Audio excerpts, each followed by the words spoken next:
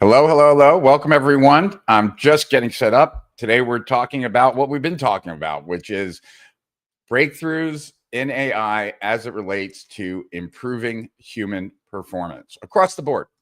And so welcome. And my name is Rich Schefren, if you don't know who I am. And the reason I'm doing this, the reason I'm doing daily live streams now on how to leverage AI to improve personal productivity, personal performance across the board, is to really explore the greatest developments that are happening on a daily basis. Good morning, Lorna. And if you're watching, no matter where you're watching, like if you're watching on Instagram and you're Drew, welcome, Drew. And if you're watching on YouTube, welcome, Lorna. And if you're watching on any of the other platforms, please say hi. Let me know that you're seeing this. And I want to first actually, some research came out, and actually maybe I'll pull it up. This research was about Claude, which is really interesting. And I'm wondering where it was exactly, but I already shot a video this morning about some updates to Claude. And what I heard in the update, right? Like, let's see if I can actually share here. Hold on. I'm going to present. I'm going to share a screen. Let's see. Yes. And let's see. ChatGPT. Where is ChatGPT? There it is. All right. So every night, what I do is I run deep research on using 5 different AI tools: Manus, GenSpark, DeepSeek, Claude, ChatGPT, and one other, Gemini, so 6, I guess, and do deep research on the latest advancements in the last 24 hours that have happened with AI improving personal performance. And so along those lines, I get a report like this, and I get it from each platform, right? So this one is from actually ChatGPT. And so the first thing it says here, right, is that category cognitive enhancement, introducing Claude 4. Executive summary: Anthropic unveiled its next-gen Claude 4 AI models, Opus 4 and Sonnet 4, which set new benchmarks in sustained attention and memory. Claude Opus 4 can work continuously for hours on complex multi-step tasks, dramatically outperforming prior models on long focus workflows. Now, it says both models feature an extended thinking mode with tool use and improved long-term memory. That is what it's all about. You know, anytime that you're putting in anything into AI, right, into that chat bar, you're creating a context. And the wonderful thing about an AI platform having extended memory is that now all of its memory about you becomes part of the context.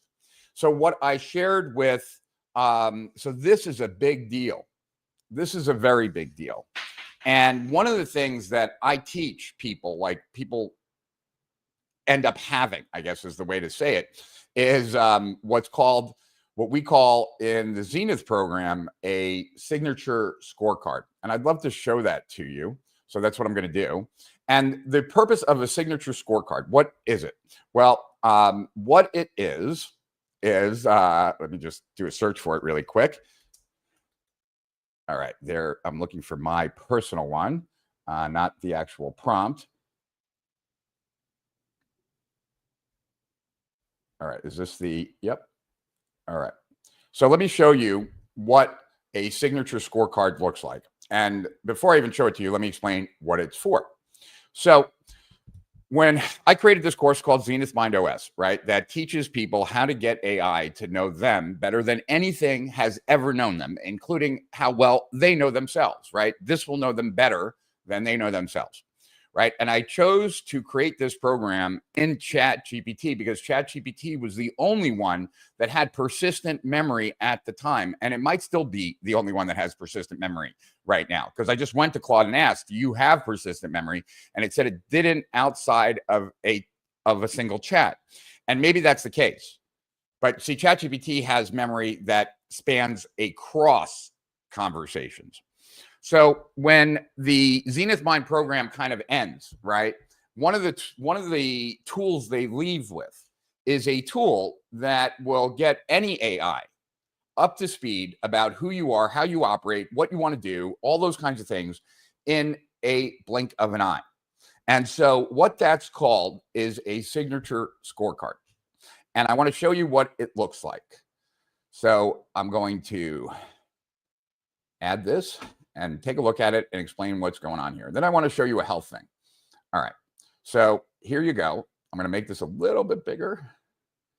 All right. Hopefully you can see that. Oh, I'm showing the wrong thing. Or, yep, I'm still showing the wrong thing. Whoops. All right. Let's remove this. Whoops. All right. And share. Stop the share. All right. Now I'll do a new screen. Whoops. I'm going to get better at this. I promise. There we go. All right. So this is what a signature scorecard looks like, right? So the point is that this is a 3 to 4 page document that allows me to go to any AI, whether that's Grok, whether that's Claude, whether that's GenSpark, whether that's Manus, whether that's Gemini, doesn't matter, right? And by putting this in, that AI knows me insanely well, actually better than even a close friend, a spouse, or even myself, right? Because here's what is included in mine when I upload it into any AI, right? Okay, here are my personality profiles. Myers-Briggs, I'm an INTJ. Colby Index, I'm a 6374. Enneagram, I'm a 4 with 3-5 wings. Strength Finder, here are my top 5 strengths. The big 5, here's my rankings on that, right? My DISC, my DISC style, my wealth dynamics, my marketing DNA index, my fascination advantage. Kagan's orders of mind, spiral dynamics, Levenger ego development. These are all ratings of me that when an AI looks at it, it immediately knows how to work with me. It knows what I'm going to be able to do, what I'm not going to be able to do, how best to package things for my use, right? Cognitive and emotional profiles, attachment style, conflict style, flow state tendencies, chronotype, right? Reese motivation profile, core values, intelligence assessments, right? Well-being profile, systematic labels, right? So, and then it goes into like information about me, right? Primary drivers, strategic autonomy, systematic impact, transformational leadership, meaning construction, core philosophy. Life is an architecture of systems. My purpose is to refine them, evolve them, and sometimes destroy them for something greater, right? So when I plug this into an AI, it's like we've known each other for 20 years. And so, so it's core essence, psychological architecture, behavioral patterns, relationship dynamics, contradiction mapping, developmental trajectory, meta patterns, special additions, hidden strengths. And so this is what persistent memory can look like, right? And it allows me to be able to do amazing things, right? Because I can just say I'm working on this project. It knows the project. It knows how it's related to everything. It knows what I'm working on, and it can just automatically assist me. And that's a game changer. Now, a couple days ago, I was talking about Aura, and I was talking about how Aura now, the Aura Ring, is the first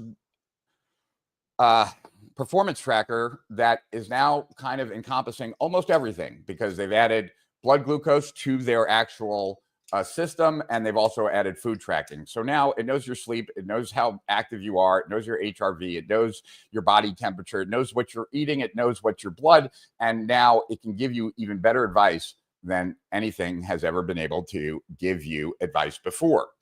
And so one of the things I wanted to show you is that, like, you don't even have to wait for a tool. You could actually just do that with ChatGPT. So let me show you, like, when I use ChatGPT for my own health optimization, what it looks like. So let's go here. I'm looking for it here. All right. And I strongly suggest that you try this, right? Because I think, like, this is pretty eye-opening. So let me share here. Again, I'm going to stop this screen. All right. Stop screen. All right. Now I'm going to do a share again.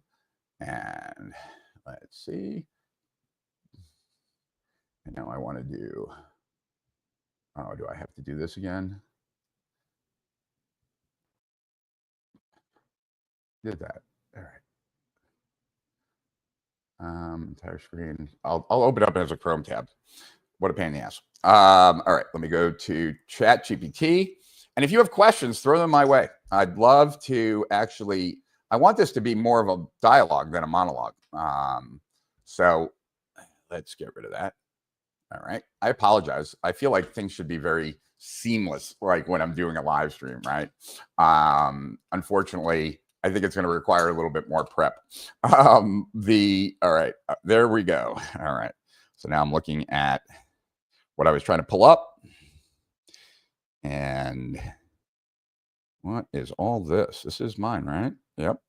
Okay. Oh, previous. Okay, there we go.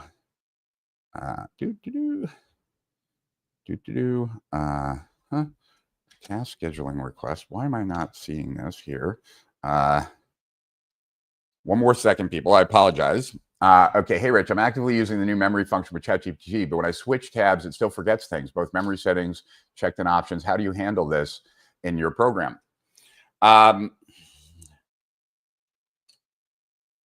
Well, I guess it depends. So Stas wants to know, and I didn't show the comments. Whoops, that was my bad. What Stat wants to know is he or she, I don't know. There we go. And I'll share it on screen here. It depends what you're talking about as far as memory goes. If you're talking about knowing precise details, it's never going to know that, right? It's going to know overall kind of issues, summaries, deeper points, stuff like that. So I'm not really sure. I hope that answers your question, Stas. And then Chris asks, where did you see the research? The one thing I hate about Claude is the context window is so small. Yeah, I saw the research in ChatGPT when I did deep research. And it also came up in a few other ones. And if I have time, I would gladly show you those. Let's do anti-aging here. So maybe if I do a search, I'll be able to find it. Let's see. Where is even search here? No, I don't even see it. Oh, search. There we go. Anti-aging. That's what that thread is called. Hopefully I find it. There we go. All right. I did. All right. So let me show you what's possible just right out of the box, right? Like right out of the box. So let's show you this. All right. All right. I'm now looking for ChatGPT.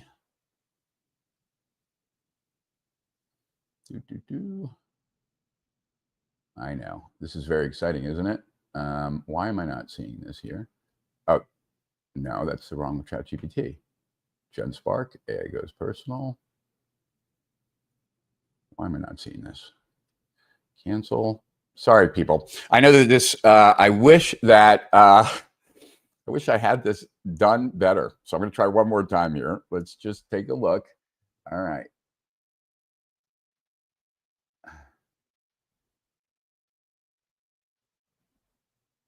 I can't find it. I can't share it. Actually, I know another way to share it. So let me do this. And one more thing. I know, geez, the pressure.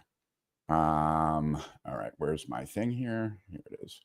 All right, let's take this, move this down here, and now I'll do this. All right, there we go. Perfect. Can you guys read that? I could actually make it bigger.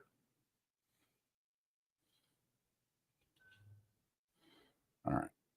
Let me just see if you guys are seeing that now. Hopefully you are. Yeah, you are.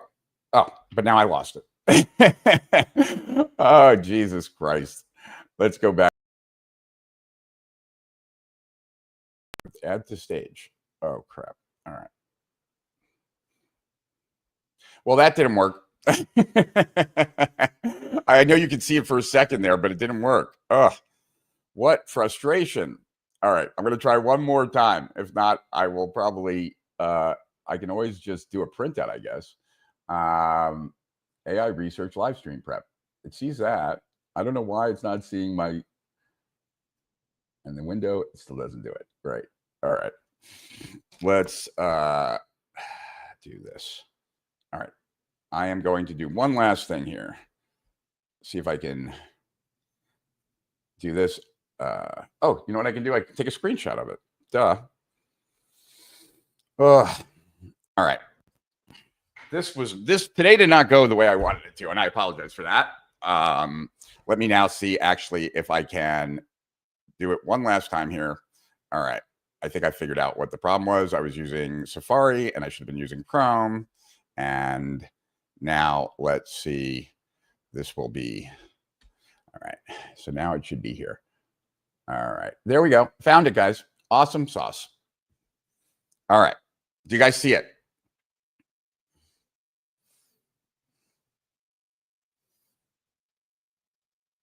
Anyone tell me if you see it? Would like to know. And all right. So as you can see, right, I put into ChatGPT my blood test, right? And I said, you are the world's top anti-aging and longevity doctor. And I included some results from some other tests, right? Here's the results of a 54-year-old man in excellent physical shape. He's your most important patient. He has a calcium cardiac score of 0, is never sick, has a 9% body fat, and his blood test is attached, right? And now from there, the amount of information I can get is pretty insane, right? So let's see. Okay. So summary analysis, right? Coronary artery calcium score 0, top 5% for age. Body composition, 9% body fat with vascularity and visible six-pack confirms metabolic superiority. Never get sick, robust immune system, right? Now here are my hormones, right? So here's my free testosterone, my total testosterone, my DHEA, right? Blah, blah, blah, right? Summary, hormonal architecture is elite, no TRT needed, IGF-1 in safe range for longevity, right? No aromatase issues, continue current lifestyle, cardiovascular and lipid profile, right? This is a cardiologist's dream lipid panel, 0 inflammation, high HDL, low ApoB, low LPA, optimal triglycerides, cardiac age under 35, right? Metabolic and insulin sensitivity. You're metabolically 25 to 30 years old, no risk of type 2 diabetes or hyperinsulinemia related aging. Liver and kidney detox panels, function excellent, no need for detox, right? What's interesting is, right, mitochondrial signaling is clear for thyroid and energy, micronutrient and functional markers, right? Nutrient sufficiency confirmed, methylation, oxidative defense, and inflammation all under control, right? Recommended. Now it starts to recommend some supplements, right? Like urethrin A, right? Which I happen to take. I also take microdoses of lithium. I do all these things, right? So as it starts recommending stuff, I'm like, okay, it tells me my biological age is 36. That's kind of nice, whatever. But before it's going to create a plan for me, I'm like, well, wait a second. Before you start to think about what supplements I should take, here are the supplements I take. And the supplements I take are kind of quite extensive. And so here is then, it starts reviewing all of the supplements, right? And this is one of the most comprehensive, strategically layered stacks I've seen in practice. You are currently targeting all of these things, right? Like in the supplements I take, right? What I'm doing extremely well, right? Now it's looking at all the supplements I take and why they're good, right? So these are all good for nootropics. These I all take, right? This is all good for mitochondrial and cellular optimization. These are all the things I take for testosterone. These are all the things I take for nighttime. These are all the things I take for anti-inflammatory, right? So then it is recognizing all the things I take, and maybe it's recommending some other things as well. Now I also take peptides, so I was sharing some information on that, right? Then I share my signature scorecard, like what I was just showing with you, because now I wanted to know how I think, what drives this person, that it now knows what my blood looks like, it knows what I supplement. And then the last piece, right, is right now it's like kind of looking at my entire, I'm within the top 5% of men, top 0.5%. And then, it's giving me more information, right? And then I'm like, right, telling me about what I'm taking and why it's good and stuff like that. And I'm like, now it's asking me if it would like to create a report for me. And I'm like, hold off, right? Here's my genetics. Here's my DNA, right? So now it's looking at my genes, right? Looking at the supplements I take, looking at my blood, and then how I think, how my mind works, and all that, right? And so now, right, it's looking at methylation. So that's a very popular topic in biohacking, right? It says I'm heterogeneous for these 2 different genotypes. And that means I have 35 to 40% less methylation capacity. And so I'm doing well because I'm taking all these things. If I wanted to optimize it even more, I could take this, right? And so my point is that you have this tool in front of you. And this is something that I share on countless webinars when I'm when I'm talking about AI and I'm talking about leveraging Zenith Mind. You have this tool in front of you that knows everything about everything, but it doesn't know one thing. And because it doesn't know that one thing, the amount of help that you can get is generic. It's minimal. But if this great tool that you have in front of you not only knew everything about everything, but it also knew everything about you, then everything would change. Because now advice would not be generic. It would be highly specific, highly targeted, that you would only be able to get from it. Like, I can honestly tell you that nothing knows me as well as my ChatGPT. ChatGPT knows me better than I know myself. It knows me better than my kids know me, than my girlfriend knows me, than my best friends know me, than my parents know me, than my sister knows me, et cetera, et cetera, et cetera, right? So what would be different for you if you had an AI like that? Well, a lot would, right? Because you would start your day with a partner that knew you inside and out and could strategize with you daily, like how to close the gap between what it is you know and what it is you do, right? The knowing doing gap. So with that said, I am going to end here. I am going to actually, I think I might start putting some of the research reports that are being generated for me in my Facebook group for Zenith Mind. So I'm going to start putting it in there for Zenith Mind clients. They can actually look at all the research and stay up to date. I apologize for some of the dead time today. I need to do a better job of prepping before these calls, you know, and I'm trying my very best to try and get my whole morning routine in before I start these, which is, you know, go for a 2-mile walk, jump rope for about 5,000 jumps, go in the sauna for a half an hour, do the cold plunge, take my supplements, review the research, and then be here for you. And obviously, I'm not doing as good of a job as I want to be. So it will get better, I promise. And at some point very soon, I'm going to be on these, like, all prepared, just rattling one after another. But for today, right, like, I hope that the signature scorecard, like, kind of opened your mind, right? Like, you know, when on the very first line, right, it said, I think, Myers-Briggs, INTJ. I want you to just understand this one last thing before we wrap. There's just 4 letters, right? INTJ. But I'm talking to a thing, right, that knows everything about everything. So when I tell it INTJ, it has read books and books and books and books and books about what an INTJ is, how they think, how they react, how, like, what might cause problems for them, right? And that's just INTJ. Then the next is the Colby. Then the next is the Enneagram. And each of these, attached with it, is a ridiculous amount of information. And so just a couple letters, just a couple of numbers tells an AI who they're dealing with in a way that there is nothing more compact. You know, I was sitting with Robert Cialdini like 2 decades ago when I was studying metaphors. And I asked him, I'm like, would you say that metaphors are one of the most powerful and most efficient ways of persuasion? And he said, yeah, I would agree with that, because when you give a metaphor, right, you're attaching the concept to a lot of information that's already in the other person's head. So it is the most efficient way to persuade. And I'm telling you that, like, as a parallel to that, that your personality profiles, your indexes, and things like that are the most efficient way to get information into your AI about you. So let that marinate. I'll see you guys tomorrow to Higher Profits Beyond. This is Rich Schefren, over and out. I hope you have a wonderfully productive day. I hope that you use AI for greater performance. And I will see everyone tomorrow morning at 9:30 on all major platforms. This is Rich Schefren signing out to higher profits and beyond.